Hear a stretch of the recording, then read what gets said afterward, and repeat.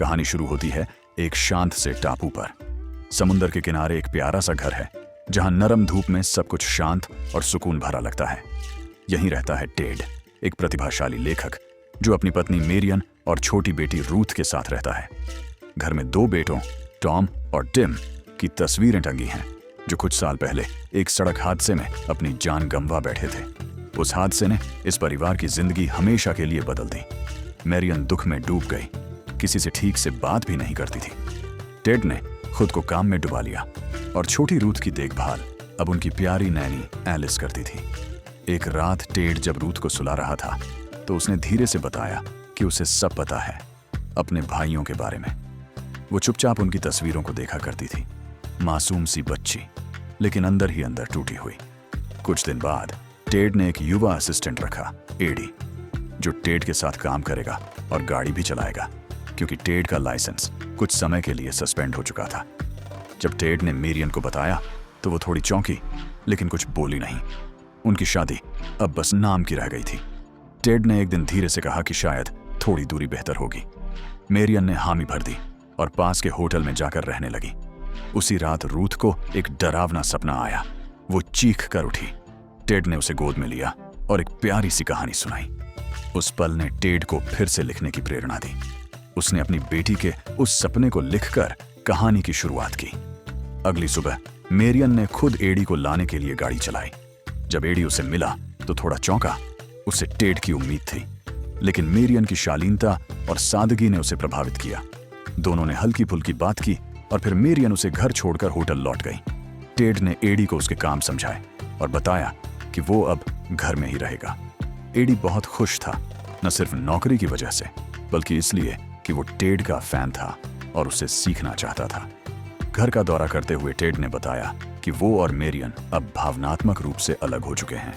AD की मुलाकात Alice से भी हुई, जो रूथ का बहुत ध्यान रखती थी। उसे पता चला कि टेड पेंटिंग भी करता है, एक और तरीका जिससे वो अपने दुख को सह लेता था। टेड एक मॉडल एवेलिन के साथ भी आर्टवर्क पर काम करता था। एक दिन मेरियन फिर से एडी से मिली। थिएटर जा रही थी। बात छोटी सी थी, लेकिन उसके पीछे बहुत कुछ था। उसी रात उसने एडी को डिनर पर बुलाया। धीरे धीरे एक जुड़ाव बनने लगा। किसी रात एडी अकेले में घर घूमते हुए मेरियन की एक तस्वीर देख रहा था। तभी टेड और रूथ आ गए और वो झेंप गया। कुछ दिनों बाद एडी मेरियन की एक चीज देखता है, बहुत निजी।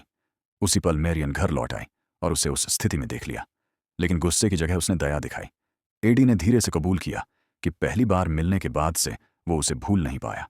मेरियन चुप रही, शब्दों से नहीं, खामोशी से जवाब दिया। फिर एक दिन टेड और एडी एवेलिन के पास गए और वहीं एडी को एक संकेत मिला कि मेरियन शायद पिछली रात वहां गई थी। उसी दिन मेरियन ने फिर एडी को डिनर पर बुलाया। बातों बातों में एडी ने कहा कि उसे लगता है एलिस उसकी तरफ आकर्षित नहीं है।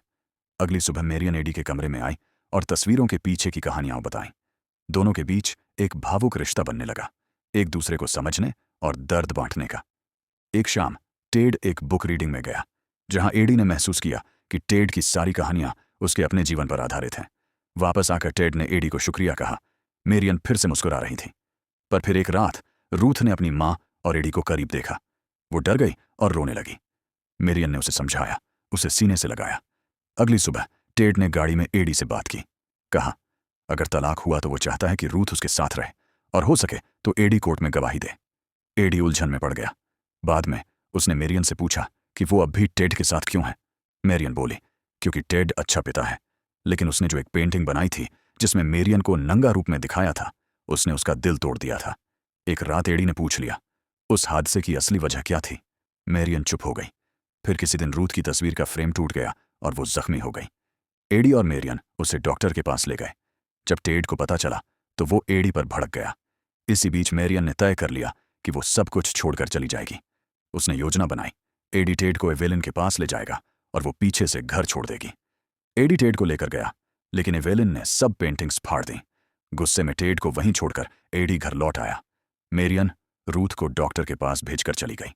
फोटो स्टूडियो गया ताकि टूटी तस्वीर ठीक करवा सके, क्योंकि वो रूथ के लिए बहुत कीमती थी। वहां उसने अपनी पूरी कहानी शेयर की और मैनेजर ने मदद करने का वादा किया। जब वो घर पहुंचा, टेड गुस्से में था। एडी ने बताया मेरियन अब चली गई है और अपने बेटों की सारी तस्वीरें साथ ले गई हैं। उसी रात टेड ने अपनी सबसे बड़ी गलती कबूली। उसी रात का हादसा। नशे में थे, गाड़ी बेटे चला रहे थे बर्फ की वजह से लाइट्स ढकी थीं और टक्कर में दोनों बेटे चले गए। रूथ उनका सहारा बनी, पर दिल का घाव कभी नहीं भरा। अंत में एवेलिन की मेड टेड के पास आई और बताया कि वो अब फ्री है। टेड ने उसे नौकरी पर रख लिया, ड्राइवर और रूथ की देखभाल के लिए।